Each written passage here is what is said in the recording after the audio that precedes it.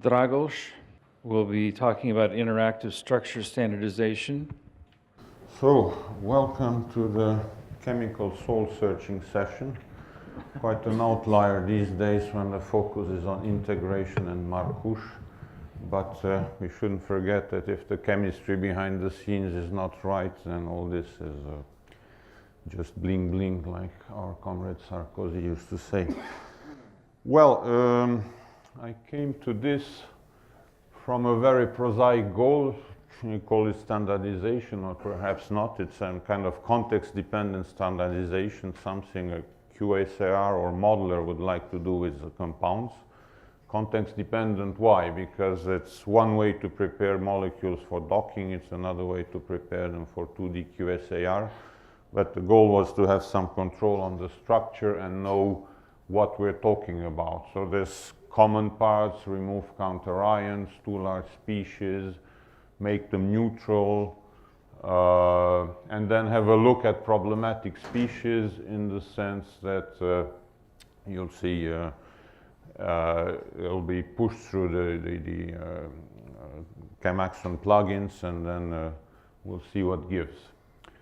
And of course, these are structure activity data, so you have to keep the link to activities. If you have duplicates, you have to know if you are deduplicating your molecule because you decide to use different tautomers, you have to deduplicate activities as well. It's just logistic problems. It is as low-tech as it can be, so the developers will frown. It's interactive TC shell. It will then make the calls to standardizer and will use standalone Java programs to tap into the ChemAxon know-how. It typically displays, if you have ambiguous options, it will show them to you and then you're allowed to choose in a multi-cell Marvin view. And if you're not satisfied, you can go to msketch and it fixes the molecule. And eventually you'll get an edited and standardized structure activity file, and then you go to QSAR. Well, it's not going to be about QSAR. It will be about the observations I had while pushing through different molecules, because it taught me a lot about the way of functioning of ChemAxon plugins. So for the preliminaries, that's fine. Yeah, dehydrogenize. Take care of this. Some chemists really enjoy to draw a covalent bond between the oxygen and the sodium. You have to think about it, or otherwise the standardizer won't capture it. Keep size down. Obviously, if you have a doubt, then show the molecule for being too fat, and then it's up to the user to say yes or no. We define the counter ions, by contrast to the accompanying species, as in terms of atom counts, not on molecular mass. And we want the counter ion to be less than 1/3 of the main species. Otherwise, it's ambiguous, like here. So is this the acetic acid that's important, or the imidazole? You don't know, but you have the opportunity to tell your opinion. And if you have an indication that it should have been, that it should have been acetylimidazole, what should have been drawn, then you go to msketch and do it. See, so now come the interesting part, tautomerization. So the idea was, I start with molecules that were drawn by some chemist. I push them through the ChemAxon plugin. And if the ChemAxon plugin only returns one tautomer, which is the original species, then I trust. I have two different expertises which coincide, and I'm happy with that. If the ChemAxon output differs, then I should look into it, okay? So you can do it either under major tautomer or enumerate dominant tautomers. And then if the input form is the one and only returns, then you're okay. Else you go interactive. And of course, you don't want this to happen too often when you have 2,000 molecules to browse through. So if none of the shown tautomers fit, then you can go to msketch. And if you're clueless, then just hide and get away with that compound. All right? So this is the Java code, just to have included it. So I have this set dominant tautomer distribution calculation, which can be true, and it can be set to false if you go into major. Set max structure count 9. Interesting. Sometimes it's just insisted on producing more. I don't know why. Well, it's just details. And now come the oopsies. First observation is just known. Tautomerization depends on the input. So one of the issue is aromatic status. If you send this calculate structure, then it will tautomerize it properly. If you take the same molecule but under aromatic form, then it will not do anything. Too bad. So we said we go back to the preliminaries and we just add the aromatized directive to the standardizer. And however, it's not due to lacking self-confidence. As we said, oh, the poor tautomer module doesn't dare to touch my molecule. Not at all. Sometimes it will, and it's not even asked to. So in this case, to our big surprise, we just saw it de-aromatizes all by itself. Strange enough. And therefore, we had to re-standardize each molecule after it was produced. Each tautomer produced by the plugin has to be sent to another standardizing process. Okay. This includes some creepy recharging of this NO double bonds. And why do I really insist? I mean, the 5-legged nitrogen in nitro groups is fine.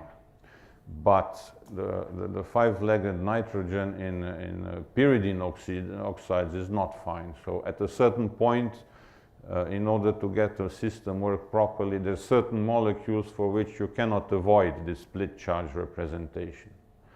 You could live without it in the nitro groups, but because there are other compounds where it has to be there, I decided to systematically stick to it. So far, so good. And well, there are different rules in there. Just surprise number 2, oops squared. Try to diaromatize imidazole. This is metal imidazole already, the metal to break the symmetry, because normal imidazole, I said, well, the poor software can't decide which nitrogen to put in NH. But even with metal imidazole, no way. But if you have an explicit hydrogen on one of the nitrogens, then it works. Funny. So, but you cannot rely that the good old chemist had provided such a nitrogen, so we needed to smart the hell out of the system, and we devised such this kind of standardizer rule which does the job. And let's go to tautomer analysis. So the question is, does the output of this tautomer plugin coincide with chemical intuition? Chemical intuition being my organic chemistry learned by the book intuition, because well, you can place a real chemist in front of the screen and then things get even more interesting. So the question is, how often did it return absurd alternatives next to the correct one and made me waste my time because it went interactive when it actually shouldn't. So this is how it looks. You get a list of tautomers, and then you can say, I select number 1, number 3 and number 6, and those will be copied to your final SAR files and the other will be ignored. So it definitely works. In most cases you have reasonable alternatives that are shown to you. It does so with big compounds, so these are ketophenol tautomers that are correctly enumerated. And it has this nice feature of taking stereochemistry into account. So this is really subtle. What it basically tells you is, hey man, this double bond could become simple because of the tautomerism, so it could start rotating. So beware of the cis trans, it's not guaranteed to stay stable. So this bond becomes wiggly. That's very nice. But then it's a little bit paranoid and it starts seeing wiggly double bonds everywhere. I don't know why this double bond should be unstable. It has nothing that makes it tautomerize in any way. It's even worse. So these diazo compounds, it's getting wiggly, but there's really no hydrogen to jump off anywhere in this conjugated system. So it's wiggly nevertheless. This one too, I mean, no reason. And this is one of my favorites. So technically it is not wrong, but having a wiggly double bond in the 6-member ring is just a little bit disturbing, like a Van Gogh painting, you know what I mean? So then chemically it really wants to show us that it learned the keto-enol tautomerism. And whenever it sees a ketone, it says, hey, I know, it could have been an enol as well. And it does so a little bit abusively. Sometimes it goes to big detail to find a small beast here. It's a gamma tautomer. Well, it's a fluorine over there activating the hydrogen. So it's, well, it's not completely off, but perhaps a little bit overdone. It can become really obsessive compulsive when it comes to amide. I know the API has a protect esters function, so the amide should be included to the protected species list. They have a hard time. Even carbamates are sometimes aggressed. And sometimes it really goes to far extent to tautomerize amides, even if it has to break aromatic rings. And there is an option in the API saying protect aromatic rings, which is by default true, and I let it be true, but it did it nevertheless. There is, of course, like in any psychiatric patient, a little bit of self-denial too. So in this case, where you would expect to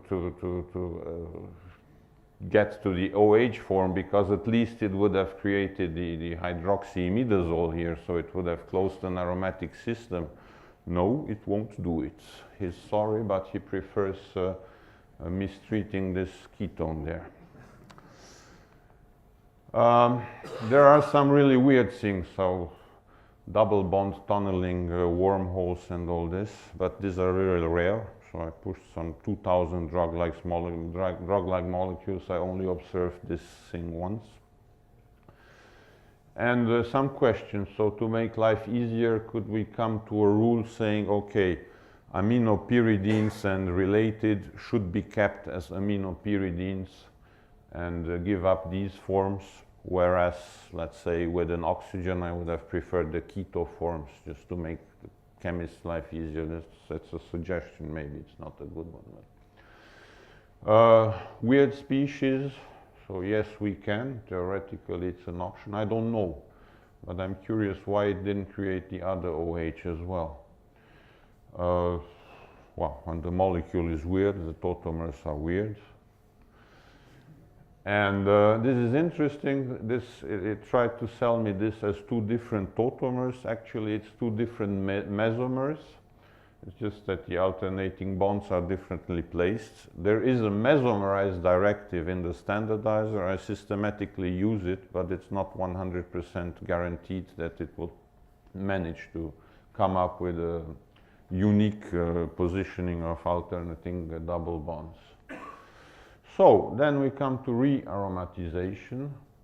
We definitely don't like this one because it has 5-legged carbons sooner or later, and it will it will definitely cause trouble, if not with ChemAxon readers, molecular readers, with different programs. If you want to export this into Mo will say,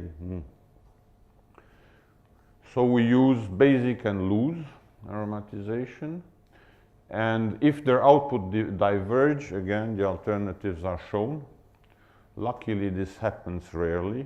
I just have 2 cases. And while this is done, we also push the molecules through the pKa plugin just to make sure that it wouldn't crash.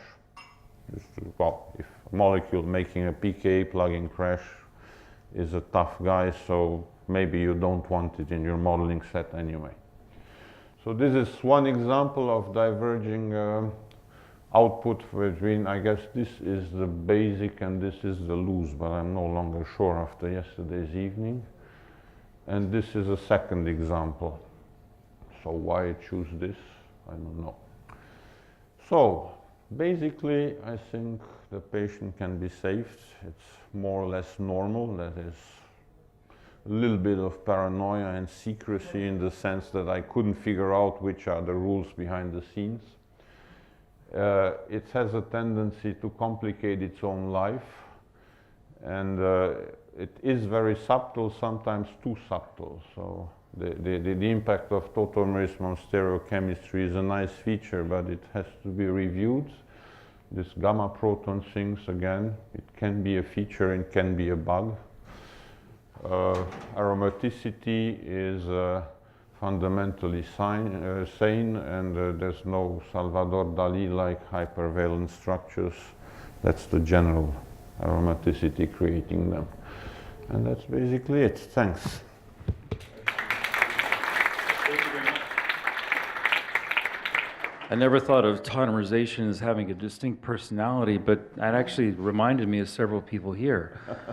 Thank you. Do we have any questions, briefly? A really quick question, a quick response. Did you, after all this hard work, manage to get to a single configuration file which allowed you to process your molecules?